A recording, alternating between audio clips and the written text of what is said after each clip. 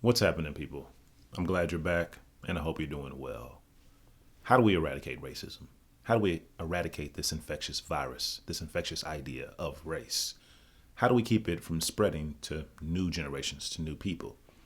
Well, we're never going to get rid of racism in ourselves or race, the notion of race individually. We're going to be carriers till the day we die, but we don't have to be infectious. We don't have to spread it. So I think what we need to do, in my opinion, is to inoculate ourselves through perspective, through information and understanding. So we need to see race for what it is. And personally, this helped me a great deal. Put race in its proper perspective in my mind, in my life, when I've been infected and affected by racism for my entire existence. I was able to put it in its proper perspective and context, which is just what people do. We separate and we divide because this frontal lobe, the prefrontal cortex, is a separating and dividing machine, and we can't help but do this. And naturally, as our social groups and societies and communities grew in number and to a larger size, we needed a way to separate ourselves once again. Even if we all looked alike, we would have to find some way to separate ourselves. Maybe it would be on height, maybe it would be by age, maybe it would be by other characteristics and features, maybe nothing. Maybe we just impose things on other people to help us put people in a group of A, B, or C. Now, we need to do this because the Dunbar number, we know 150 people, 250, 300 at the max, we can hold in our head in a socially connective way. Beyond that, people are just other. They're things almost if we don't check ourselves. They're objects in the world and obstacles in a large way, burdens, threats. So, because of this inability to identify and relate and connect to anyone beyond this 150 person Rolodex in our head, this database, I think we have defaulted to separating ourselves by a number of methods. And as our world has become more connected, as our world has become more unified and uniform and interdependent, things that used to divide and delineate and separate people are no longer useful. They're no longer as efficient because they will require you to know more about that person. And we don't have time in this increasingly efficient and data driven world. We're becoming less analog and more digitized, and that requires quantification of individuals and humanity to a degree. So when we see a person, when we look at another person, we need to remember that race is just the most energetically efficient and temporally efficient method of separating people. From a distance, I can see whether you're white or black. That's the most clear, stark distinction between Caucasians and black people, African Americans, if you want to call us that. So from a distance, I can't tell your religious belief, your political ideology, your economic ideology, your sexual orientation, maybe even your sex or your gender. So from a distance, I can't tell whether you're white or black, and that's just energetically efficient. And we're going to use it because we're highly visual creatures. So seeing a person's skin color and phenotypical characteristics, their facial features, their mouth structure, their body type in a sense, is something that we can observe and determine whether you're in the in group, which would be my group or the out group, or whatever other group, whether you're with me or you're not with me, in a very broad and generalized fashion. Obviously, when we start to get down to specifics and individual interactions, we get more demanding that people align with our values. But in a broad sense, if we have to put people in a bucket like children would, we would use one of the most visible and obvious differentiating factors, which would be skin tone. However, we know that race is nothing but a separating mechanism. It has no bearing on the individual nature. It tells you nothing about that person at all.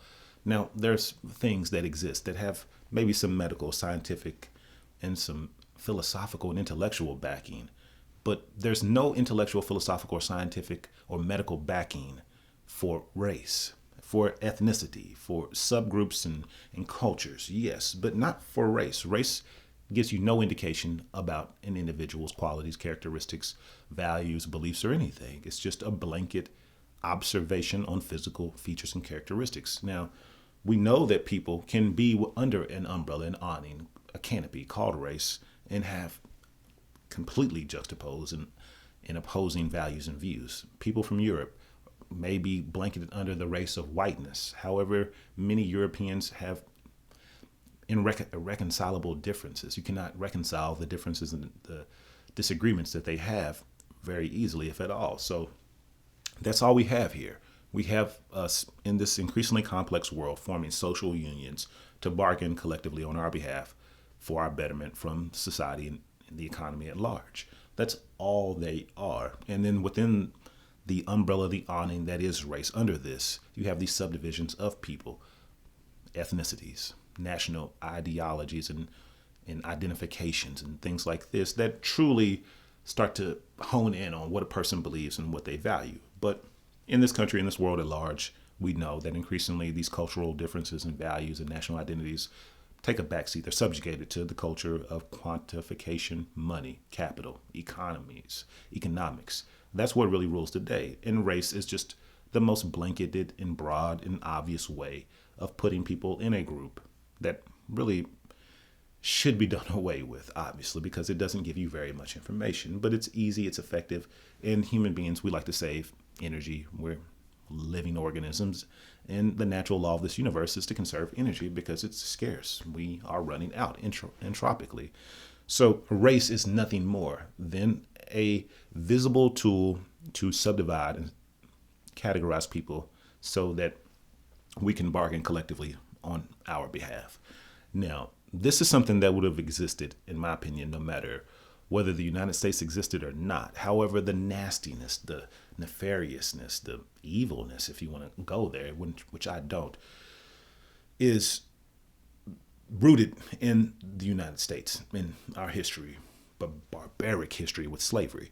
We have partaken and engaged in slavery in a way that has never really been done before, since in the rest of the world, or at least not before. Before, there were slaves, without a doubt. But in this nation, to justify for people that call themselves Christian and decent or whatever, for them to justify their abuse of other human beings, they needed to make these people less than human in their mind, more beast-like, 60% of a human, 3/5 of a human being, or else they wouldn't have been able to sleep at night. Decent people can't do horrible things if they believe what they're doing is horrible. So you need to lessen the humanity of the group of people that you've basically captured and imprisoned and are abusing and torturing. So to not see it like that, you need to say these people are not the same as us for whatever reason. And over time, in the United States, this narrative started to become infectious, that because it's just natural. When a group of people have been oppressed based on, and the clear distinction and delineation is between skin color, between the people that aren't and the people that are, over time, this infects a populace, and we start to see people with a certain skin tone as inferior, less than, flawed, inherently lacking and diminished and deficient in some way. And obviously, this has no rational, logical support for it. It's just what evolved. And then over time, society and systems and structures and institutions begin to take shape based on this narrative that infected us hundreds of years ago, and it spreads to the rest of the world. And when the dominant culture, the dominant in-group, the dominant union, social union is whiteness, then that's the standard that is set, and anything that diverges greatly from whiteness is going to be seen likely as less good. And this is seen around the world, in the Indian culture, in South Asia, in the Chinese culture, in Japan, in South America, Central America. We have seen repeatedly that people that favor in Korea, I will add that in there, people that favor a more fair complexion and more Eurocentric and European-like facial features tend to do better, even though they remain in an out-group, in a less powerful social union. So the standard has been set for this world, and it's made nastier and more nefarious by this legacy and history of American slavery, by the way it was done and the reason that it was justified and perpetrated and supported and continued for such a long time. It basically cemented in many people's minds. And like I said, it's a virus and it's hard to extricate and hard to get out. It's really impossible. So it's cemented in many people's minds inadvertently, irrationally, that darkness, dark-skinnedness, dark-skinned blackness, anything that is less white is less good. It is diminished the further it gets away from this central, universally broad standard. So we need to remember that race took on a nasty light of inferiority only after American slavery. Before that, people saw distinctions and differences. They still had transaction and trade. They still lived in the same town periodically. They traveled to each other's towns, and there was no notion of a person being less or worse. Yes, everybody favored their group. Typically, everybody thought they were doing things the best or right, and other people were doing them wrong. But it was not necessarily that they believed because of their skin color that they were bad or wrong. So this is the legacy of race in this nation. It is the product of a nasty justification for economic gain. We, as Americans, and I'll put myself in this category because I exist in this nation, we as United States citizens, as Americans, as a whole, white Americans historically needed to justify what they were doing so that they could prosper economically. And that was really the only way. Without great numbers of people, without great numbers of beasts of burden and machinery, you needed human labor to till and toil and turn over and manage a land that was tough in certain portions and certain parts, especially the crops that were grown for profit. They were not easy crops to make a profit from, so they required a lot of labor and a lot of man hours. And for a person that isn't really keen on putting in backbreaking work that will yield very little riches from your individual effort, the next best thing is to get help. And if you don't have to pay that help, then you have found a way to level yourself up individually many times over than you could have without this captive and enslaved populace of people. So this is the legacy of race. We need to understand it. We need to understand that it's just a virus that we have in our mind, that we have been infected with, everyone. It's a virus that affects the people that are the most affected by the virus, like the people like myself. We get infected the same way white people get infected, and it turns us on ourselves. It's a very, very tricky disease to have, because people that are infected by race and affected by race can actually become racist against themselves. That's the tricky, dangerous, dastardly portion of racism. So we need to understand this, because this narrative of black people needing to just be better is ridiculous. Because what you've seen when you see a black person succeed, in my opinion, when you see a black person prosper in any way, in my opinion, is you see black exceptionalism. You see someone that is special and could almost not be denied, or had such great talent that it was going to be apparent and seen. I'm exceptional in most regards. You cannot, I'm saying this with all sincerity, you cannot expect a whole population of people to be exceptional. That's just irrational. By the logic of humanity, most people are average. We are not exceptional, and to expect exceptionality universally to overcome obstacles and issues and situations and circumstances that can be removed, alleviated, and improved it's just basically ensuring and guaranteeing that nothing changes. And that's what we need to understand, that what we're facing as people in this world that look like myself, that call themselves black people, is a system of organization in this world that makes it very difficult for us to achieve the degrees of freedom and to capitalize on the opportunities that we see available to us, to acquire the resources and the information that we need to play the economic and social game effectively. We are in an disadvantaged position from the jump. Therefore, anyone that sees a way around that sees a way through that finds a way, is exceptional. And as someone that is admittedly exceptional in a number of areas, and this is not bragging, I'm here to tell you that I know of a lot of black people that are equally exceptional that have not made it. So even exceptionality does not guarantee prosperity and progress.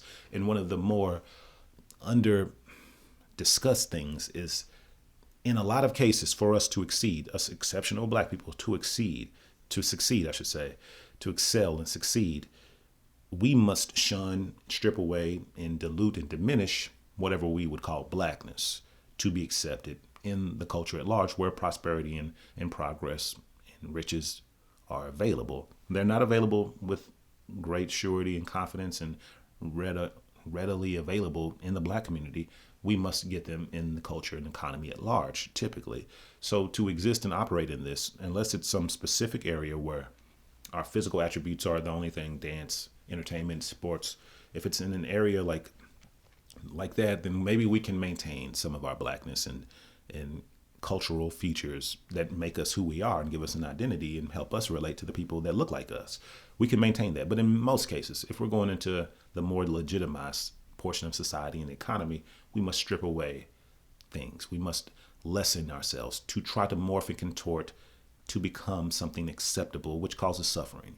Stripping yourself away is not advised unless you're trying to get rid of it all to see yourself clearly and cleanly. And I would advise that because I think perspective is woefully needed in this world. But to press yourself, to contort yourself, to smash yourself into a form that's acceptable to someone else is just ignorant. I've done it to a degree, not very successfully because unfortunately I have a very rebellious nature. But it causes suffering, and I know this in any way that it's done, in any way that you limit who you are naturally and you do not acquire and pursue things that you need and are right for you, or you push them away and ignore and reject them, you're going to cause yourself suffering.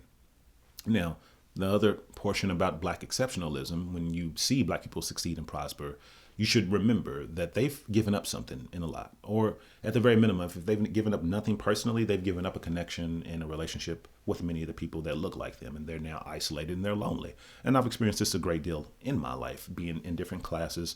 I was offered in the 7th grade to go to a different school. I've been isolated ever since people recognized that I might have some something extra that I was working with. So there's a cost to being black in this country. The thing that we all need to do to succeed as being black in this country, especially, the thing we all need to do is to inoculate ourselves by understanding the roots and origin and the purposes of race.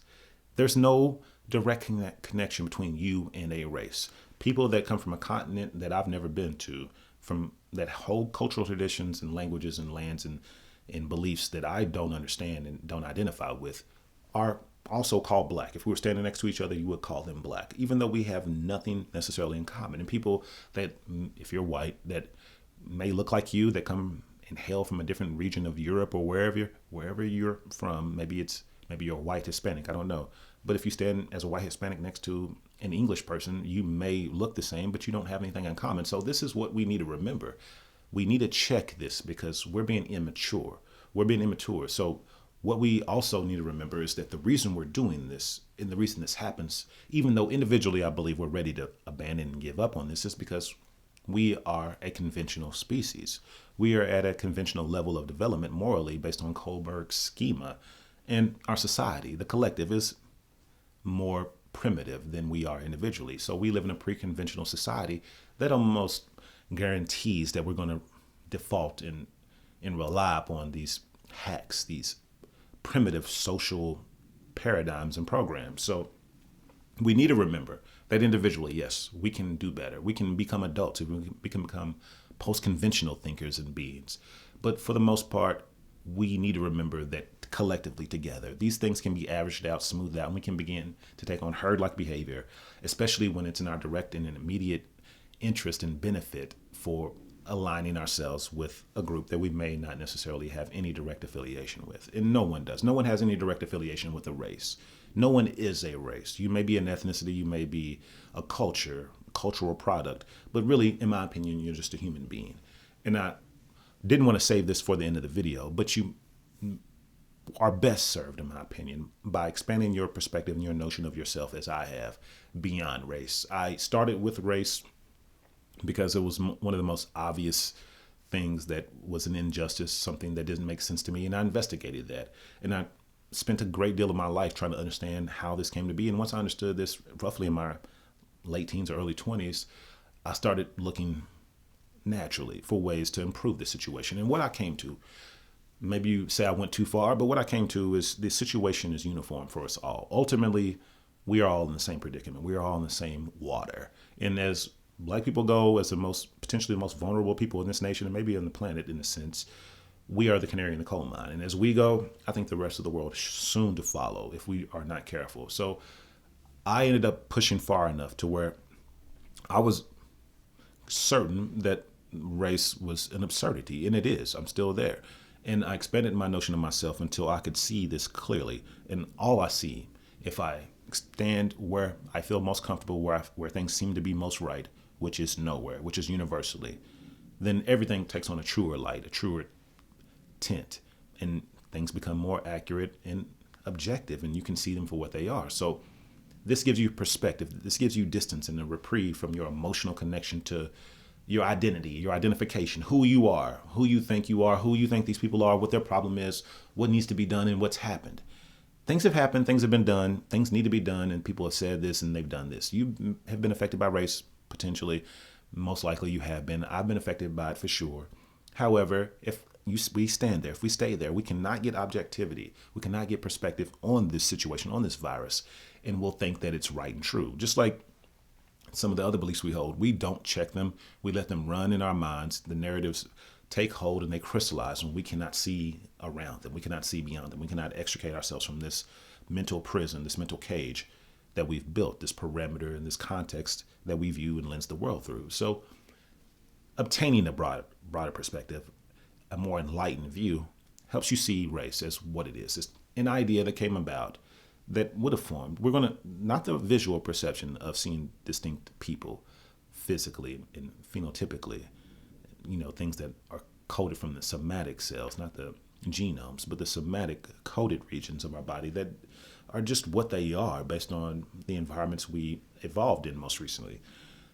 Not that type of visual separation. That's going to happen with human beings. What we're talking about, the virus of race, ultimately, is the infection that a person's skin color represents some innate feature or characteristic, lack, deficiency, or quality of that individual.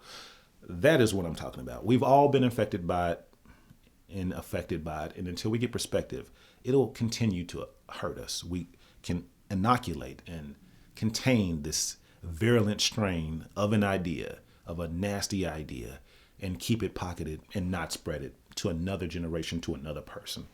We're going to die in a world that's racist, I believe. We're going to live and die in a world that's racist. And everybody born currently, everybody that exists currently will live and die in this world. I'm confident. But I do believe that in a short order of time, if we can inoculate ourselves and quit spreading this stupid virus, the dumbest of diseases, the dumbest of problems to be dealing with in this year 2020, I believe we can soon, within 5 to 20 years, have a person born that is not necessarily infected. We can contain this virus, keep it from spreading, and we can start to heal the world. I really believe that, but it requires perspective. We need to understand, once again, without a doubt, that race began in its nasty, nefarious form of inferiority and superiority because it was necessary to justify economic profiteering.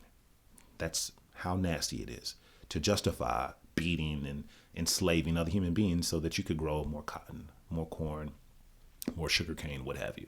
Because it was beneficial to a group of people, we now exist and persist in a world that is sick and toxic, and we need to get a hold of ourselves. Yes, things need to be done from a myriad, a multitude of angles and vantage points and perspectives and approaches. But individually, we can take care of this now. We can vaccinate ourselves right now by getting perspective and understanding once and for all and maintaining and holding this and spreading it if we can, pass the vaccine along. Race began only because, the nasty portion of race, only because people needed to justify beating and enslaving people for their economic gain. It was beneficial. That is the source of it. And that's not easy to accept, especially when people still benefit from the systems and institutions and structures and the carving up of the societal and economic pie based on this nasty virus that infected them and how they saw the world. People still benefit to this day and will continue to benefit from this organization of our world based on this virulent ideology. And we need to remember that this world we exist in is not right. This world we exist in mustn't be, and it shouldn't have been if we had a handle and a hold of ourselves, but we do not. But the world we exist in currently definitely must not continue. It shouldn't continue. And we can be part of that solution individually. Collectively, we're going to have a difficult time because averages of humanity are not as glorious as the individual offshoots and examples. You're probably exceptional, but as a species, we're just human. So individually, the exceptional ones of us, the people intent and insistent upon checking themselves and getting hold of themselves, can do something significant to put this on the right track to resolving itself. All of the posturing, all of the grandstanding, all of the signaling does nothing until you address the virus in you, in my opinion, until you get down to the brass tacks, the dirty work of taking care and checking yourself. This will continue to spread. This will continue to be an issue. Nothing you can think of and nothing you can engage in or do or attempt will be unaffected by race until you check and inoculate and vaccinate yourself. That's what I think. And I'm saying this because I've experienced the benefit of inoculating and vaccinating myself personally as a black man, as someone who's affected by race every day, every single day. Every day I leave the house, I'm reminded that people are terrified of me in a rational sense because I'm prosperous in a sense. I'm more prosperous than I've ever been in my life. And I have no reason, never really did, but I have no motivation to do anything to anyone because you know how I speak on this channel. I see us all as the same. I don't identify as anything. I identify as the universe, as God, as the end all be all, as the 10th dimension of complete and total perspective. So they can only see what they see and understand. So as someone that leaves his house every day, that goes into a gas station or into a store, and I mean this, and sees the tension and the fear and the apprehension and the caution and the awareness that people have of me, I would be diminished. I would be impacted negatively. My life would be diminished if I did not know how to inoculate myself and keep myself insulated from what I now see is just what is. It just is a feature of humanity to see differences. And what we've done is born from something that we can understand. It's born from the most petty and embarrassing of motivations to make money. And that's why we exist in the world we do. But that's what I have to say. Let me know what you think in the comment section below. If you enjoyed this video, please like and subscribe. Also, share this with anyone, please, that you think needs to hear this, that needs to hear a different take, a different perspective, and may need to inoculate and vaccinate themselves from this infectious disease of racism. But thank you for watching this. I appreciate you watching all the videos, and I hope to see you on another one. So you have a great day. Take care. Later.